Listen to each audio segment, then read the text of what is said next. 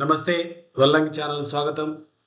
Good evening Telangana గోధులి ప్రోగ్రాంలో ఈరోజు August 15 అందరికీ 78వ స్వాతంత్ర దినోత్సవ శుభాకాంక్షలు.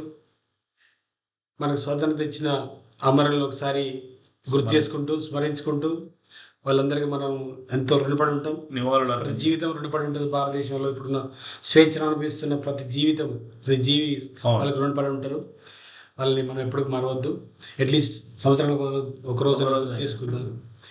అయితే ఇవాళ తెలంగాణలో ఒక మైల్ స్టోన్ ఏంది, మొన్న పార్లమెంట్ ఎలక్షన్లు క్యాంపెయిన్ పీక్లో ఉన్న టైంలో పొంకనాలు కొట్టారు, అందరూ కొట్టారు.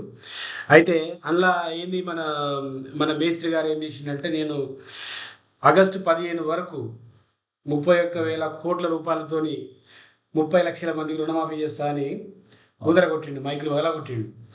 సరే మంచిదే, కొట్టు, మీరు రైతుల కోసం నువ్వు ఆ పని చేస్తా అంటే, నువ్వు ఆ పని చేసి పెడితే నేను రాజీనామా చేస్తా, ఇంకా మళ్ళీ ఎమ్మెల్యే పోటీ చేయనన్నాడు. ఎవరు?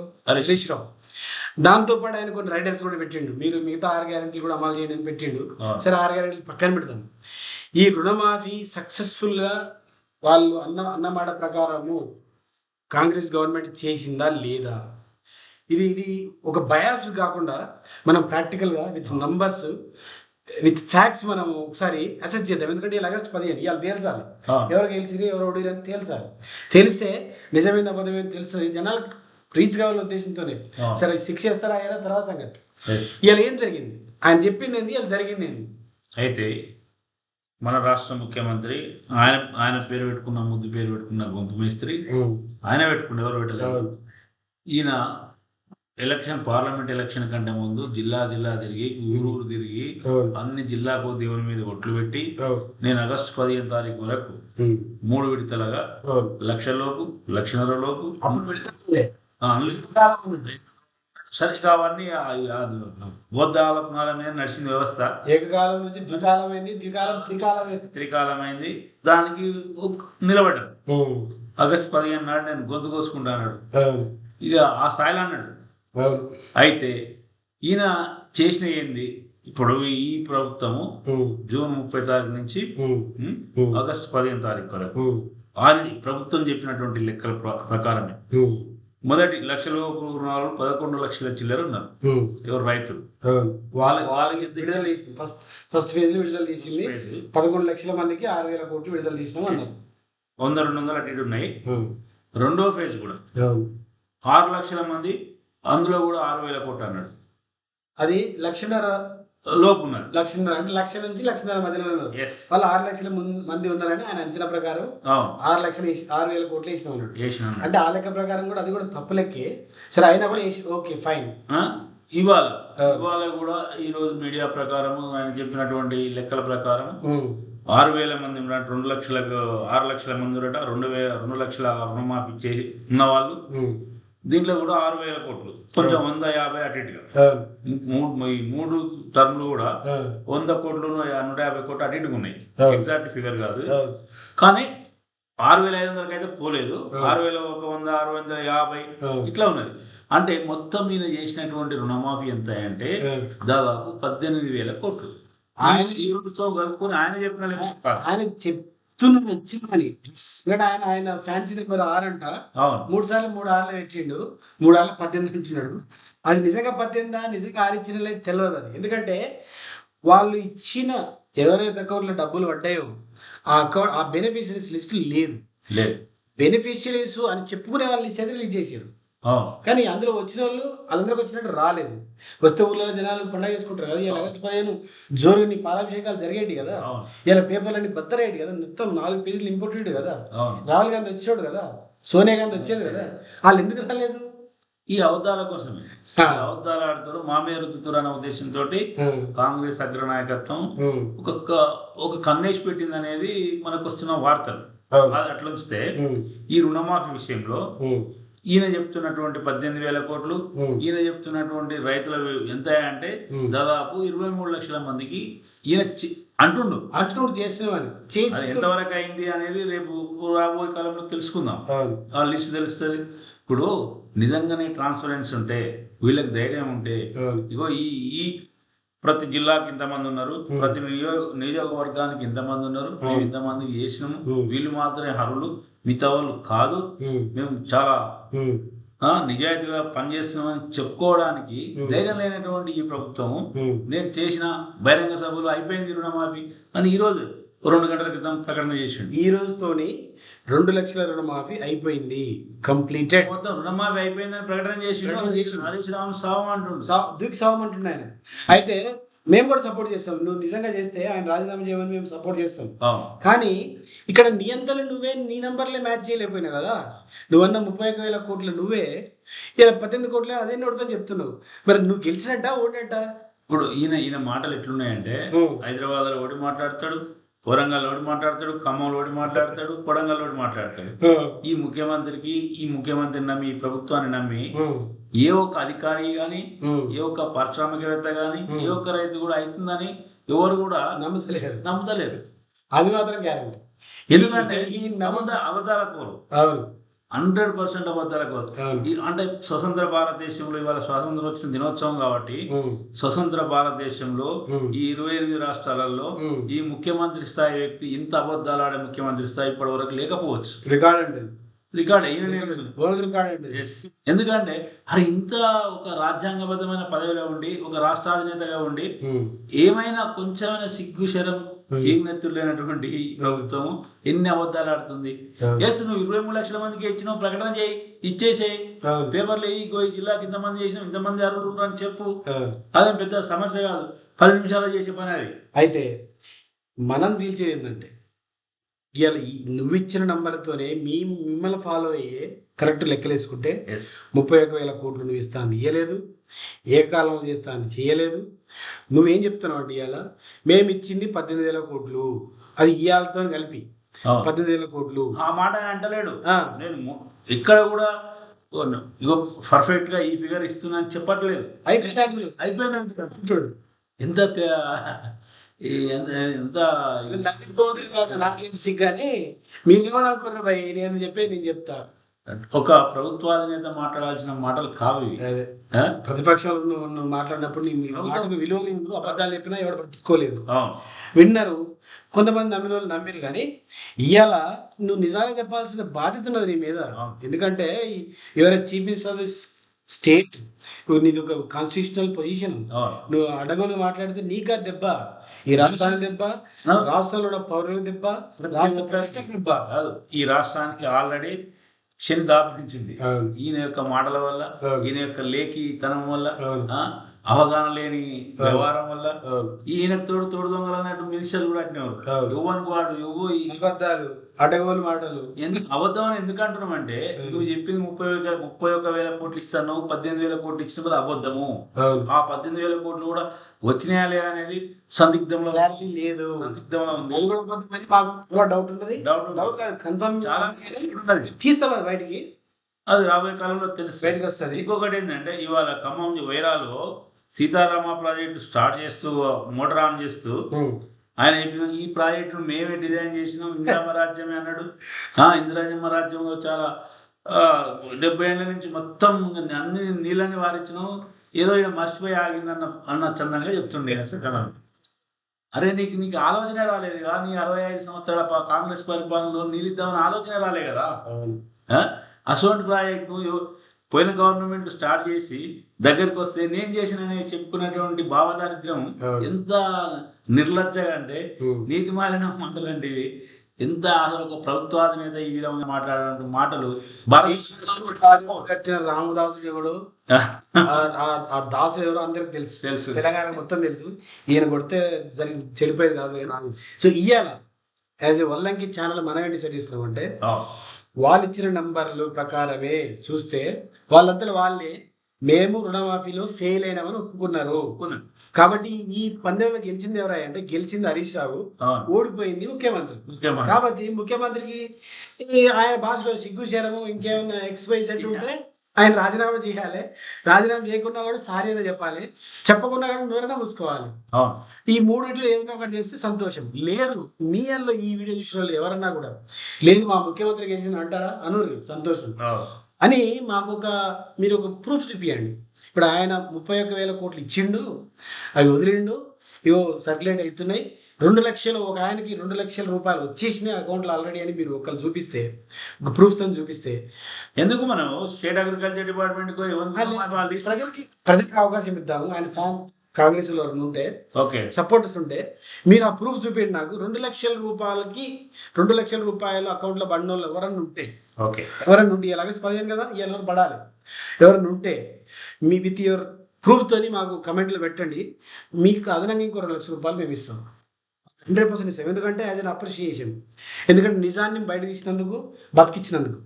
లేదంటే మేము చెప్పింది 100% నిజము, ఇక్కడ నంబర్లు చెప్తున్నాయి. ఓడిపోయింది ముఖ్యమంత్రి, గెలిచింది హరీష్ రావు. ఇప్పుడు రాజీనామా ఎవరు చేయాలో మీరు నిర్ణయం చేయండి.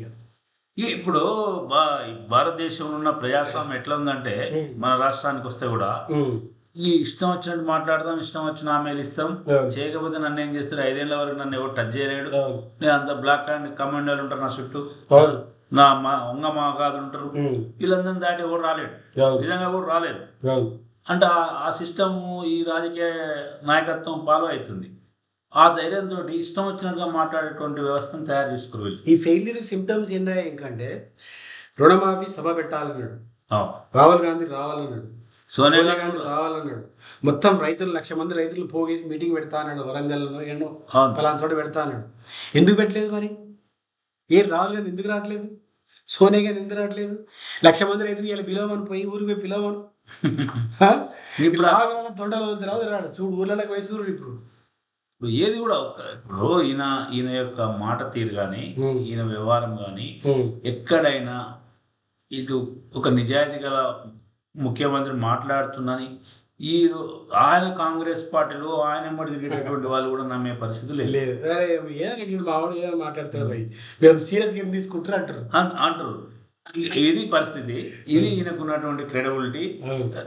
ఈ క్రెడిబిలిటీ తోటి ఈ రాష్ట్రం ఏ విధంగా అభివృద్ధి చెందుతుందో, ఏ విధంగా ముందుకు వస్తుందో, ఈ రాష్ట్ర ప్రజల భవిష్యత్తు ఏ విధంగా నిర్మిస్తాడో, ఇప్పుడు దాదాపు 8 నెలలు అయిపోయింది, ఇంకొక 4 సంవత్సరాలు 2 నెలలు భరించాల్సినటువంటి దౌర్భాగ్యం ఉన్నది. కాంగ్రెస్ పార్టీని మోయాల్సినటువంటి బరువు ఉన్నది. ఎందుకంటే కాంగ్రెస్ పార్టీ మన మీద పెట్టిన ఒక భరించలేని బరువు, వికారమైన బరువు మోయాల్సిన దౌర్భాగ్యం ఉన్నాము. మోద్దాం. మనం ప్రతిరోజు గుర్తు చేసుకుంటూ ఉండాల్సిన అవసరం ఉన్నది. ఎందుకంటే మళ్ళీ మర్చిపోతే మళ్ళీ రేపు ఇట్లాంటి తప్పే చేస్తుంది. 100% కదా. ఈ 65 సంవత్సరాల నుంచి కూడా ఇదే తప్పులు చేసిర్రు. ఈ రాష్ట్రం పట్ల ఎన్నడూ కూడా మనం ఏ లెవెల్లో ఉన్నాము, తెలంగాణ భూభాగం ఏ లెవెల్లో ఉంది, నీళ్ళు ఏ లెవెల్లో ఉన్నాయి, మనకున్న నీటి బాట ఏంది, ఇవన్నీ కూడా ఈ ప్రభుత్వం 65 ఏళ్లలో ఒక్కడు కూడా ఆలోచన చేసిన పాపాన పోలేదు. ఇప్పుడు ఈయన ఇంకొక మాట అన్నాడు తెలుసా, ఆయన ఇందిరమ్మ రాజ్యంలో తెలంగాణ రాష్ట్రంలో నాగార్జున సాగర్, ఎస్ఆర్ఎస్పి, శ్రీశైలం, బాక్రానంగల్ అంటాడు. ఏడ దొరికిన చీనా నదులు తీసుకొచ్చి తెలంగాణలో పెట్టి, పాకిస్తాన్ లో పారే నదులు అవి తీసుకొచ్చి పంజాబ్ లో 5 నదులు ఉన్నాయి. 5 నదులలో బాక్రానంగల్ ఒకటి. ఆ నదిని తీసుకొచ్చి తెలంగాణ కలిపి కొంచెం ప్రిపేర్ అంటే నీ అహంకారం ఏ స్థాయికి వచ్చిందంటే చెప్తే కూడా అహంకారం ఉండొచ్చు అన్న.